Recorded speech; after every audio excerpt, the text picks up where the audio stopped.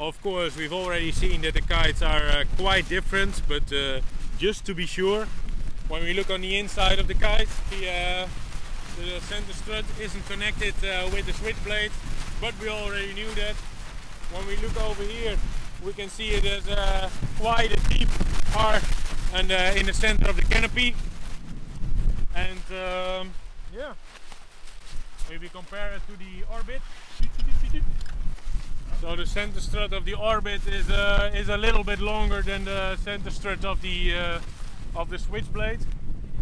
Also a funny thing, you can see on top over here, woo, it is the same little ends of the SD Cabrina.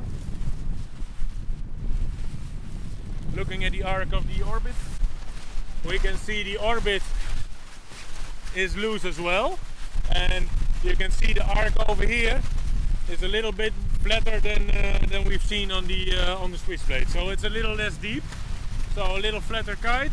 So probably this will sit a little bit higher on the edge of the wind window. Yes, people. The first thing we've seen on this kite, the biggest difference in the North and the Cabrina is the shininess. Look how much this Switchblade is shining. Huh? You really need some sunglasses if you want to look a long time to this kite, because it's really, really, really shiny. So 2020 is all about shine. Shininess, it's all about the shine.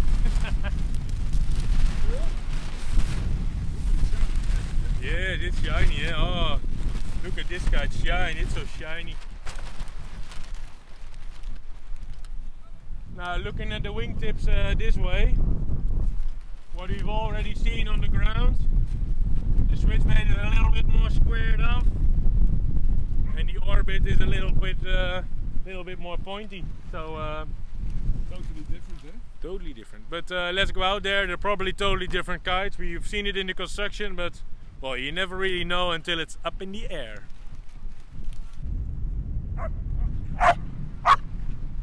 So first impression when you put it up in the air, really kind of a Cabrina feeling in it. I know of course that they probably want to target the duotone or ex-Nord customers with this kite, but yeah, doesn't really feel like duotone, that's for sure.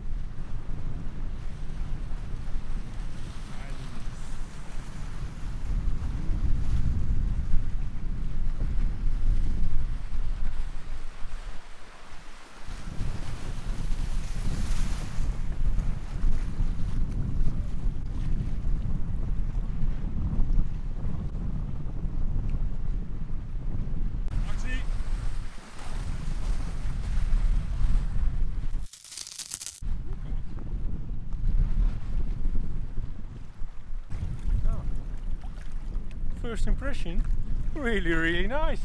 Especially, of course, you know, the design team has been around for years, and first impression, it jumps really easy, really nice, and yeah, I'm really surprised. Don't know if you see it on the camera, but it has a really nice loop. So you know, if you make a jump and you want to keep your lines tight, you make a little under loop. No worries, it's really easy, really small. Now, there are some other people that have been riding the kite as well, and they say, well, there's a little bit of a front stall and that kind of stuff, that it, you know, falls to the front in light winds. Well, there's not really light winds today, it's about 18 to 21 knots or something. So, but if you pull on the front lines, oh, there it goes. Oh. Not that stable. Yeah. So if you pull it and it's a little bit out of the wind, oh, there he goes. And how is that with the Cabrina? Pull on the front lines as hard as possible. Falls back, eh? Harder? Yeah.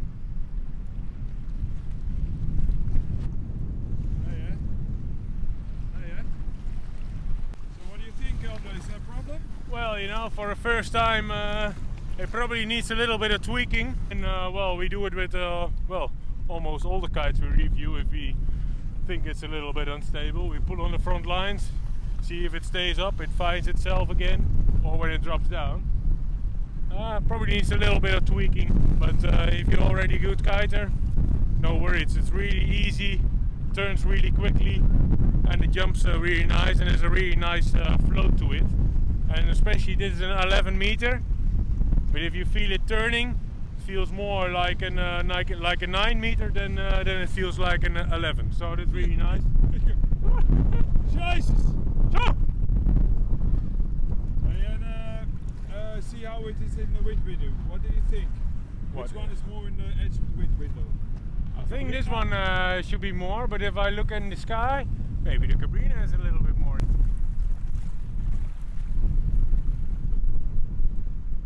The Cabrinha? Almost. Let's put him to the side. Yeah.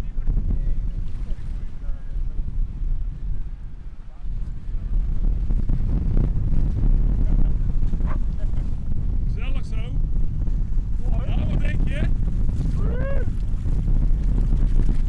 I think I'm too hot to handle. But we see it's a little bit gusty, and Sven the man feels a little bit overpowered with his 11. How heavy are you, Sven? 75. I'm 95. Or was it a little bit more? I don't know. I think my scale broke a long time ago. But at least there's a little bit different, so it's a little bit hard to hold the kites on top of each other. Which one was more on the edge of the wind window? Quite the same, wasn't it? Yeah. Sometimes the Cabrinha, sometimes the other one. So we know how the Cabrinha relaunches. Do you want to see both relaunches? Yeah. See how it goes. See how it goes. Hey Sky! Harde! Harde! The switchblade. How's the blond? Too late. Nou André, laat me zien.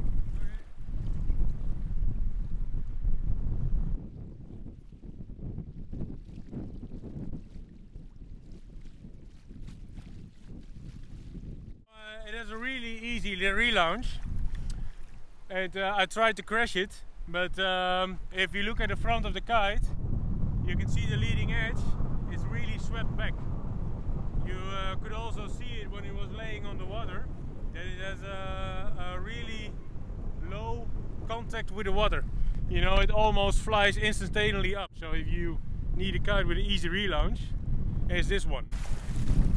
Hey! Hey! Actie! Hey Piet, ze niet meespringen hè? Hey! Oh, ja, niet meespringen. Ja! Dat gebeurt niet zo!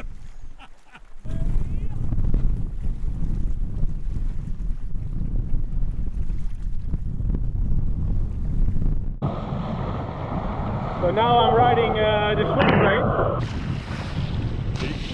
You can see the switchblade gives a constant pull. It really keeps you pulling. So when you feel the switchblade, the bar pressure is a lot heavier. It just needs a little bit more turning power and a little bit more American muscle to get it around. All in all, I think the North Orbit is a really nice kite if you can't really choose between a duotone or a Cabrinha.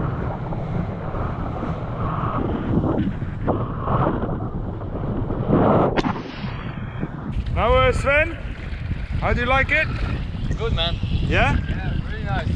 Which one you like most? The Switchblade or the North Orbit? The Cabrinha. Yeah, the Cabrinha Switchblade? Yeah.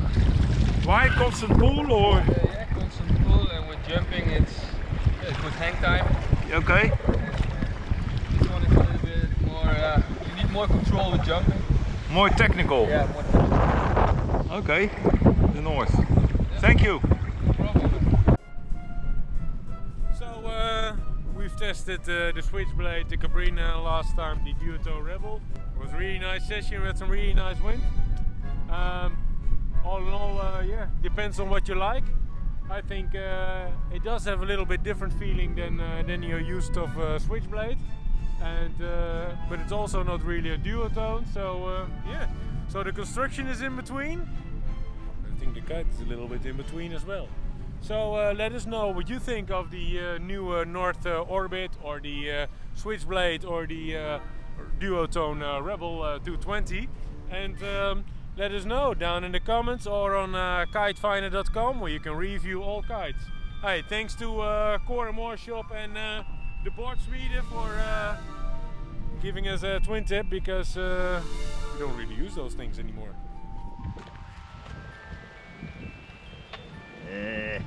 Oh, yeah,